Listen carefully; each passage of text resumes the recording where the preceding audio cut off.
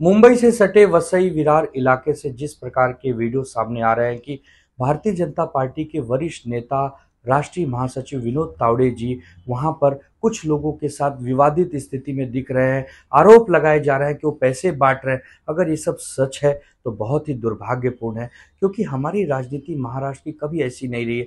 बताइए, जब चुनाव आयोग का नियम है कि चुनाव अगर 20 तारीख को है तो 18 तारीख की शाम को 5 बजे के बाद आप चुनाव प्रचार नहीं कर सकते। आप जिस क्षेत्र में काम कर रहे हैं वहां से निकल कर आपको जाना होता है, आप अपने घर अपने गांव चले जाते हैं।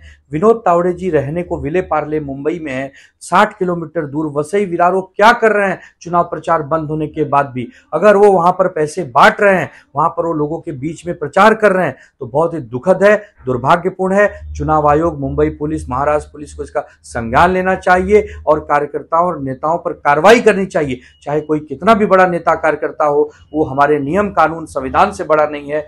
चुनाव आयोग को तत्काल प्रभाव से ये सब रोकना चाहिए, वरना लोगों का विश्वास सरकारों से उठता चला जाएगा। जब चुनाव प्रचार समाप्त हो चुका है तो आप केवल सोशल मीडिया पे अपना प्रचार कर लीजिए। आप व्यक्तिगत जाकर अगर पैसे बांट रहे हैं या लोगों को प्रलोभन दे रहे हैं तो ये गलत बात है।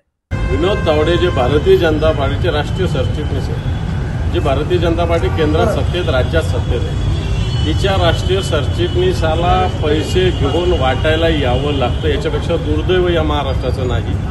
महाराष्ट्राची ही संस्कृती नाही। एखाद्या छोट्या मोठ्या कार्यकर्त्यांनी पैसे वाटले असं तुम्ही समजू शकतो असतो, पण एका एवढ्या मोठ्या राजकीय पक्षाचा राष्ट्रीय सरचिटणीस, ज्याचं दिल्लीमध्ये वजन आहे, महाराष्ट्रात वजन आहे, अशा व्यक्तीला या महाराष्ट्राच्या जनतेनं कोंडून ठेवलेलं आहे।